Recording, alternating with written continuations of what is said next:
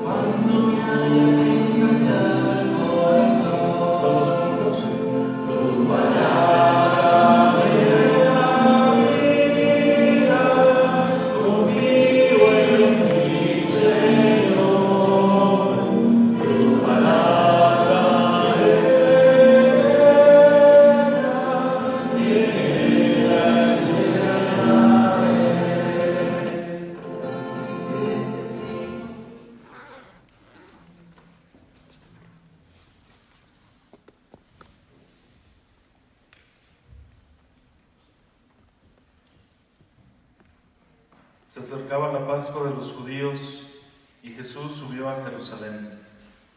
En el templo encontró a los que vendían bueyes, ovejas y palomas, y a los que cambiaban dinero instalados en sus mesas. Jesús hizo un látigo con unas cuerdas y echó a todos del templo con las ovejas y los bueyes. Tiró al suelo las monedas y derribó las mesas de los que cambiaban dinero. Y a los que vendían palomas les dijo: saquen esto de aquí y no hagan un mercado de la casa de mi Padre. Sus discípulos recordaron que estaba escrito: el celo por tu casa me consumirá. Los judíos reaccionaron preguntándole: ¿qué signo nos das para obrar así? Jesús les respondió: destruyan este templo y en 3 días lo levantaré de nuevo. Los judíos le replicaron: en 46 años fue edificado este templo, ¿y tú lo vas a levantar en 3 días? Pero Jesús se refería al templo que era su cuerpo.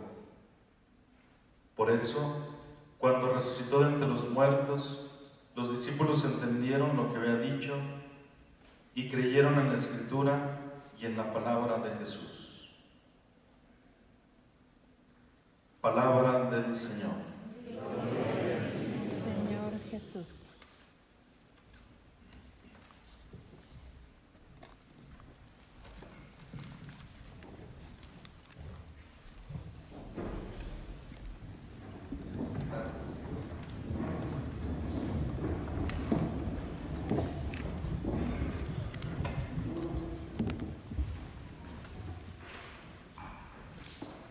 Estamos en el Evangelio de San Juan,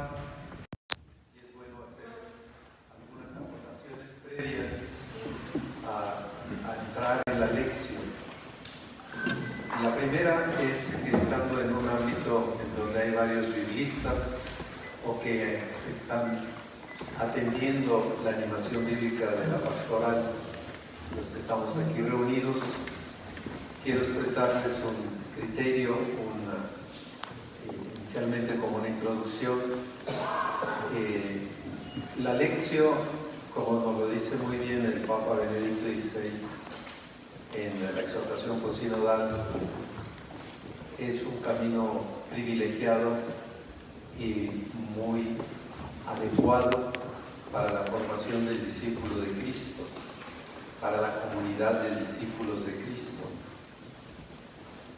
Sin embargo, disculpen mi atrevimiento, creo que muchas veces decimos vamos a hacer la lección y más bien se hace una clase de exégesis en lugar de hacer la lección. ¿A qué me refiero? A que le pedimos a alguien que nos explique el texto y nos da una amplia serie de datos sobre el texto. Y ahí termina la lección casi siempre. La van dividiendo esa explicación a lo largo de los 4 pasos de la lección tradicional. Pero el fondo de la lección, y por lo cual el Papa dice que es fundamental para la formación del discípulo, es que esa palabra interpele a quien la escucha. Y eso es lo que tenemos que propiciar. Entonces esta es mi primera advertencia. Por eso ustedes verán en el texto que les he ofrecido, que tienen en sus manos, que la segunda parte, meditatio, la oratio, la tercera y finalmente la cuarta, está en base a preguntas para ayudar a suscitar esa interpelación.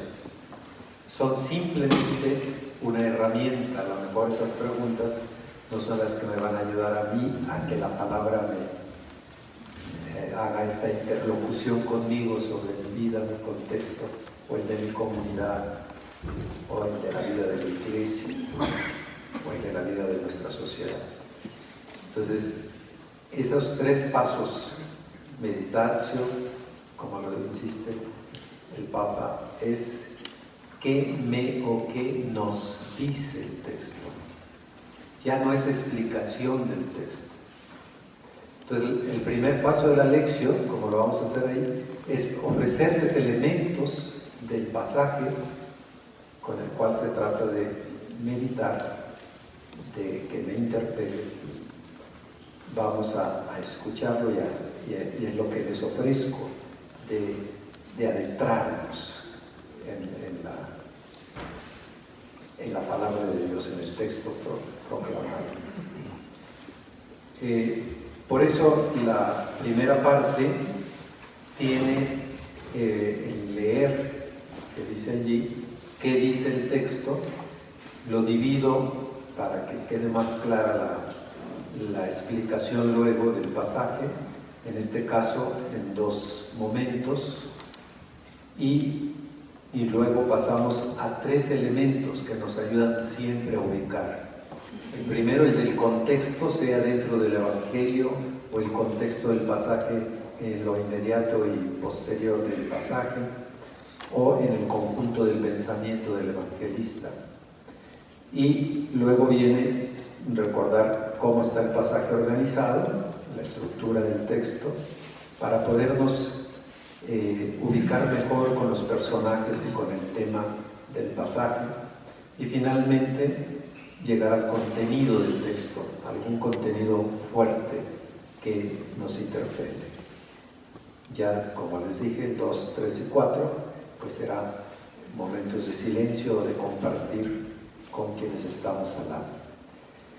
En la segunda introducción todavía no entramos a la lección, estamos preparados. La segunda introducción que quiero hacer es recordar claramente que estamos en el Evangelio de Juan. Los evangelios sinópticos, como todos creo que ya tendrán esa formación bíblica básica, son los que siguen más cercanamente la cronología de los hechos de la vida de Jesús. Es decir, se atienen más a los sucesos como fueron desencadenados en la vida de Jesús. En cambio, Juan ya no lo tiene en cuenta. Es decir, para él ya no le interesa la cronología, ya está escrito en los otros 3 evangelios. A él lo que le interesa es hacer una teología de la vida de Jesús. Por eso se le llama el apóstol, evangelista, teólogo a San Juan. Y en este caso es importante en estos primeros capítulos del Evangelio de Juan, porque recordarán que tanto Marcos como Mateo, por ejemplo, inician el Evangelio introduciendo a Jesús y su primera palabra es: ha llegado la hora, el reino de Dios ya está en medio de nosotros. ¿Qué es lo que hace Juan? Lo que hace el evangelista Juan es explicar en qué consiste este ha llegado el reino de Dios y en qué consiste el reino de Dios.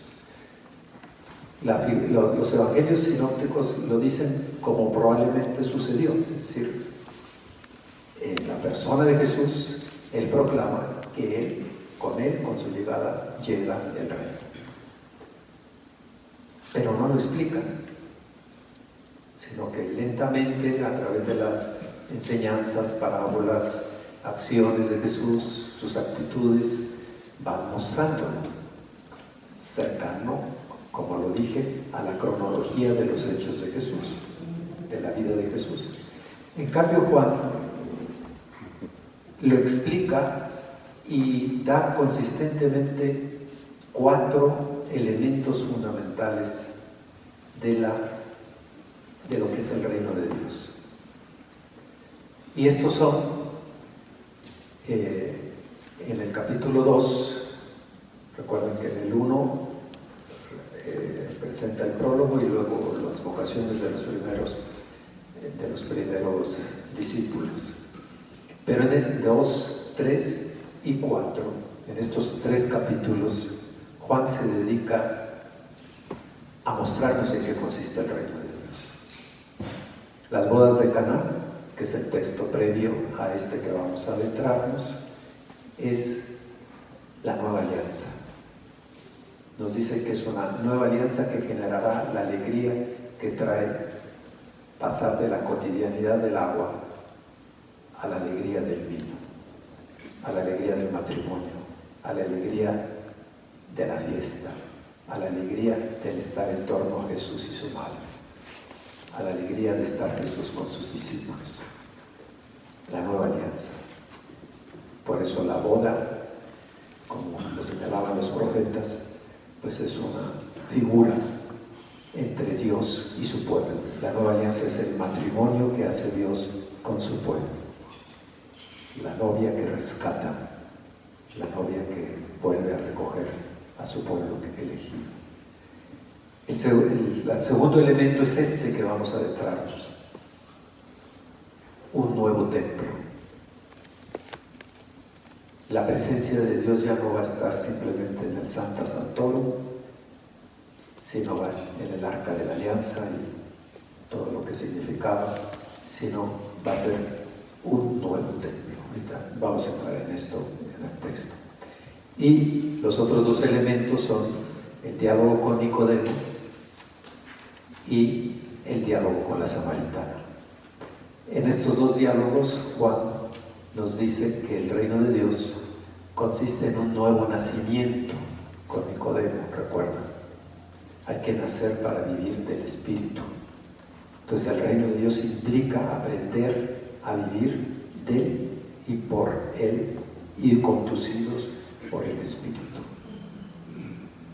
Y finalmente con la samaritana, pues como le dice a la samaritana, ya no lo van a adorar ni aquí ni allá, sino va a haber un nuevo culto, el culto en espíritu y en verdad.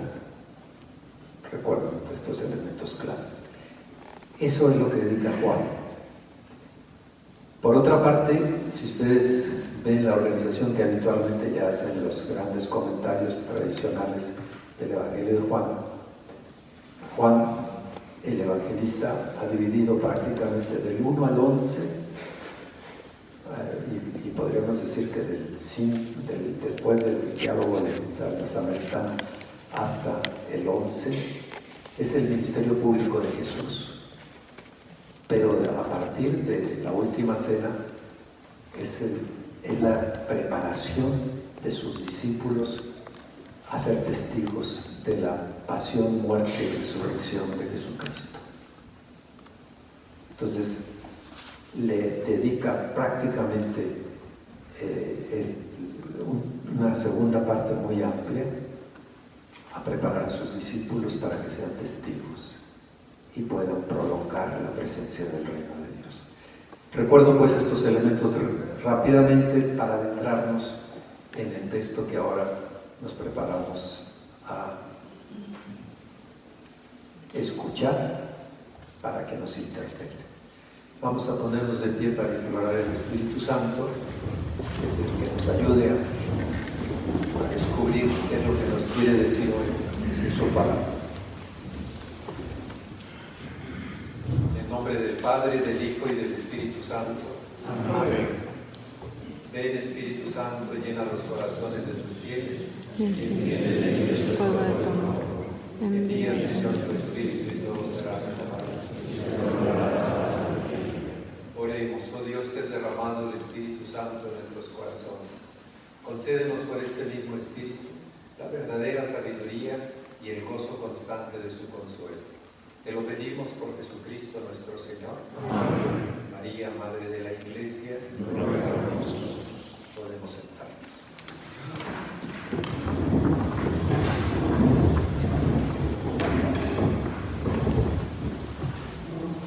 Vamos a adentrarnos entonces en este pasaje que hemos escuchado. ¿Qué dice el texto? Vamos en primer lugar a ver su contexto más inmediato.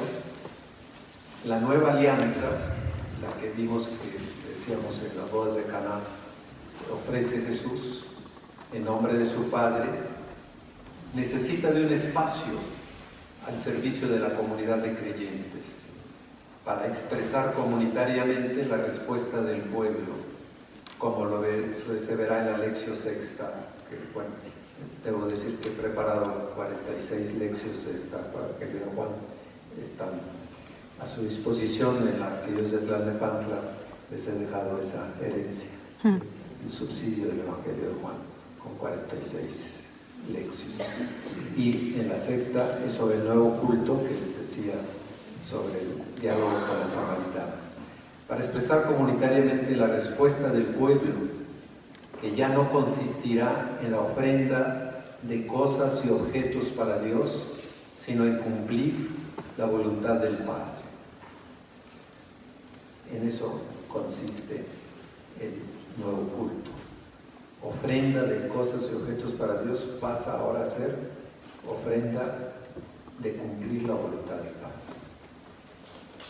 Por ello, un templo, espacio de compra de animales y monedas para adquirirlos y de altares para ofrecerlos, pierde su sentido.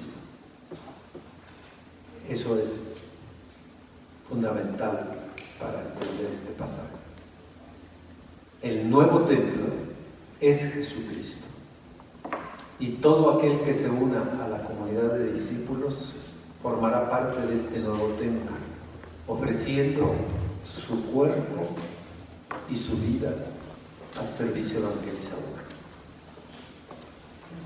Somos nosotros, como lo hemos aprendido por la teología, el nuevo templo. Somos el cuerpo de Cristo. Este pasaje está dividido en dos, uno que nos expresa cómo del intercambio comercial pasamos al encuentro con Dios y con los hermanos. Y un templo, casa de Dios Padre, y no un mercado. Entonces nos hace una serie de replanteamientos ya de entrada, porque Este es uno de los grandes retos que está en nuestro pueblo mexicano.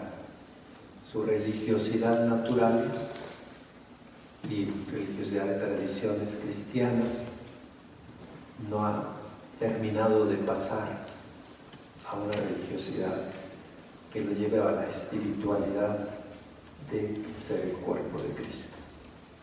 Si no, nos hemos quedado mucho todavía en el intercambio con Dios de cosas, deseos, objetos, y no hemos pasado a lo que es lo esencial, que es ver cómo yo cumplo la voluntad de mi Padre en mi vida, en mi contexto y en mis relaciones con los demás y con la sociedad. Estamos todavía en esa fase. Y en la segunda parte de la escena del pasaje nos presenta la primicia del nuevo templo. ¿Por qué está garantizado este nuevo templo? Porque el cuerpo resucitado de Jesús está vivo. Porque Jesús está vivo. Y porque vive en medio de nosotros. Y esta es nuestra evidencia, dijéramoslo así, nuestro punto fundamental de nuestra fe. Si no, sería vana nuestra fe, si Cristo no hubiera resucitado. Cristo es la piedra fundamental. El contenido, pasemos al contenido rápidamente. Jesús está en el inicio de su ministerio público y es la primera vez que se presenta en Jerusalén, según San Juan. Recuerden, los sinópticos más cercanos a la cronología, solamente una vez subió Jesús a Jerusalén. Juan lo presenta 3 veces, y precisamente para ayudarse a la explicación, esta primera, del reino de Dios. Jesús está entonces iniciando su ministerio público y sube a Jerusalén y al templo. Su intervención es radical. Jesús replantea la espiritualidad y la religiosidad del pueblo. Tenemos que ser muy claros en esto. Jesús replantea la espiritualidad y religiosidad natural del instinto que tenemos todos dentro de creer en un ser superior que nos ha creado, sí. Pero de esa imagen natural que el hombre crea de un ser superior, tenemos que pasar al Dios que ha revelado Jesucristo en su persona. Este debe ser parte fundamental del esfuerzo evangelizador. Ya no será la relación con Dios mediante objetos externos a la persona, sino mediante la ofrenda existencial de la misma persona, poniendo su vida al servicio de sus hermanos. Así, recibirá el Espíritu Santo que habitará en la persona y en la comunidad de los discípulos de Cristo, en la Iglesia, haciéndolos su morada, nuevo templo donde reside Dios. O sea, nosotros somos el templo, somos nosotros la morada de Dios, el Santa Sanctorum. De ahí el por qué tenemos que amar al prójimo como a nosotros mismos. De ahí el por qué la dignidad de todo ser humano, independientemente de su conducta. ¿Cuántas veces nos referimos al otro dependiendo de su conducta? La conducta es reprobable, es injustificable, es condenable muchísimas veces, sí. Pero ese ser humano está llamado a ser morada de Dios. Y el Dios así lo mira. Nosotros, ¿cómo lo miramos? Nos quedamos en la conducta. Este es el esfuerzo de Cristo, redimir. Para eso se encarnó. No tiene otra razón de ser la venida de Jesús. La venida de Jesús no es para que algunos pocos formen su iglesia. Su mirada es universal. Todos somos sus hijos y a todos nos quiere como morada en el Espíritu. Esta es la misión de la Iglesia. Por eso recuerden ustedes lo que el Papa Francisco está una y otra vez diciendo: la Iglesia no es para servirse a sí misma. La Iglesia no es autorreferencial, tiene que salir de sí misma. Iglesia en salida, iglesia misionera, iglesia que va por el que necesita la redención. Este es el fundamento. La misión de la Iglesia es redimir, es rescatar, es transformar. ¿Y cuántas veces nos quedamos muy contentos y satisfechos porque funciona bien nuestra parroquia, porque funcionan bien nuestras actividades pastorales? Pero lo que tenemos siempre que preguntarnos es: ¿y están como nos lo pide Aparecida y el Papa lo recuerda, ya con una conversión pastoral que no sea simplemente una iglesia misionera en la dimensión programática, sino misionera en la dimensión paradigmática? Es decir, no solamente que tenga programas de acción misionera, creo que todos lo tenemos de alguna manera, pero lo más difícil, lo que tenemos como gran desafío, es que las estructuras de la Iglesia estén al servicio de la misión, es decir, para ir a redimir a los que lo necesitan. Esa es la Iglesia cuando ya se convierte en esa dimensión paradigmática, en Iglesia misionera. Bien, vamos a pasar al segundo momento. ¿Cómo me interpela este texto a mí, a mi comunidad, el contexto de vida que yo tengo, donde ustedes, cada uno se quiera ubicar en mi responsabilidad de ofrecer la palabra de Dios para que anime a toda la pastoral de mi diócesis, de mi provincia? ¿Te percibes y experimentas como templo de Dios vivo? Tú mismo te consideras morada del Señor, del Espíritu. Te consideras y te ofreces tú mismo como ofrenda a Dios. Dejemos unos momentos de silencio y esta u otras preguntas que ustedes les vengan leyendo otra vez el texto. Si alguno, por favor, si lo quiere proclamar en voz alta, nos vamos a dejar luego, después de escucharlo, unos minutos de silencio.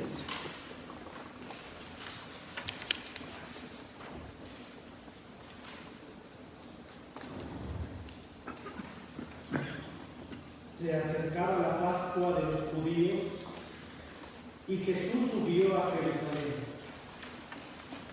En el templo encontró a los que vendían bueyes, ovejas y palomas, y a los que cambiaban dinero instalados en sus mesas. Jesús hizo un látigo con unas cuerdas y echó a todos del templo, con las ovejas y los bueyes. Tiró al suelo las monedas y derribó la mesa de los que cambiaban dinero. Y a los que vendían palomas les dijo: saquen esto de aquí y no hagan un mercado de la casa de mi Padre. Sus discípulos recordaron que estaba escrito: el celo por tu casa me consumirá. Los judíos reaccionaron preguntando: ¿qué signo nos das para obrar así? Jesús les respondió: destruyan este templo y en 3 días lo levantaré de nuevo. Los judíos le replicaron: en 46 años fue edificado este templo, ¿y tú lo vas a levantar en 3 días? Pero Jesús se refería al templo que era su cuerpo.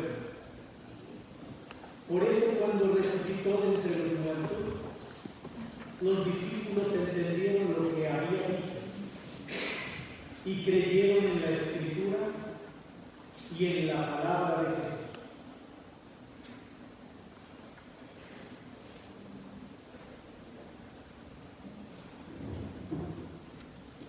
Vamos a pasar a la oración.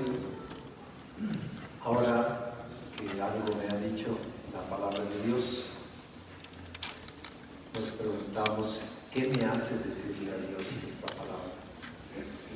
¿Qué descubro que necesito expresar, pedir a partir de lo que me ha dicho la palabra de Dios? Nos ponemos de pie y con la libertad de decir la súplica o la oración que hacemos a Dios a la luz de esta palabra, respondemos al final de la intervención diciendo Kyrie eleison.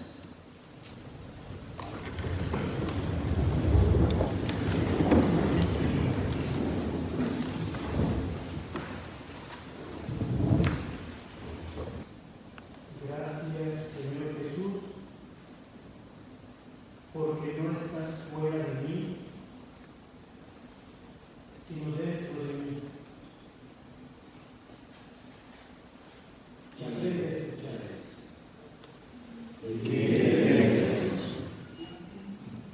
Gracias, Señor, por darme la oportunidad de renovar mi vida y ser digno templo de ti.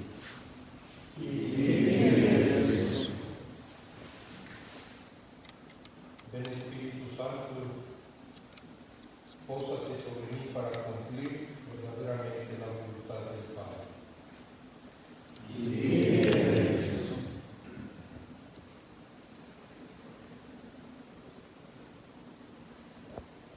Como a ejemplo de María, Señor, hágase en mí según tu palabra.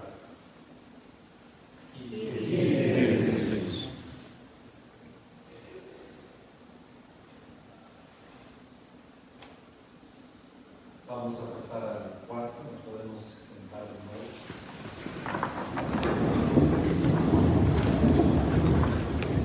En este paso es para recoger lo que el Señor sembró en esta lectura, en esta lección. Sobre todo el texto siempre, el escuchar a Dios a través de su palabra, nos permite mirar las cosas a su manera, como Él las mira, como el Padre nos mira. Esa mirada, entonces es bueno clarificarla. ¿Qué mirada nueva me deja el texto? ¿De qué manera me deja contemplar la iglesia, la comunidad de discípulos, mi propia persona, mis propias acciones? Ahí les presento algunas preguntas. ¿Descubres en el prójimo la presencia de Dios? La vida humana la respetas y amas porque reconoces que su dignidad le viene de la presencia del Espíritu Santo que habita en ella.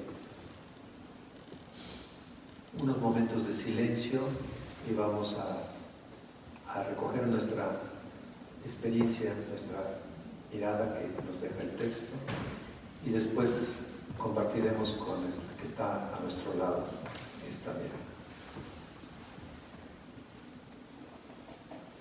Podemos compartir brevemente con el compañero de al lado, si no estamos solos buscamos a acercarnos a juntar interés.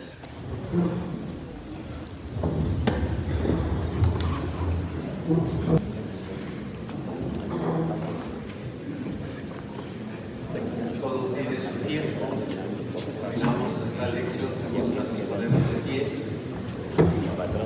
Vamos a recitar juntos la oración que Jesús nos enseñó, recordando que en ella precisamente nos pide que venga su reino, depende de nosotros. La voluntad de Él es que sí, ya está aquí. La voluntad nuestra de aceptar y trabajar por esta presencia del reino, de hacer la voluntad del Padre y de trabajar por la reconciliación y el perdón para no caer en la tentación. Vamos pues a decir juntos Padre nuestro que estás en el cielo, santificado sea tu nombre. Venga a nosotros tu reino. Hágase tu voluntad en la tierra como en el cielo. Danos hoy nuestro pan de cada día. Perdona nuestras ofensas, como también nosotros perdonamos a los que nos ofenden. No nos dejes caer en la tentación y líbranos del mal. María, Madre de la Iglesia, Ruega por nosotros. San José, Ruega por nosotros. podemos sentarnos.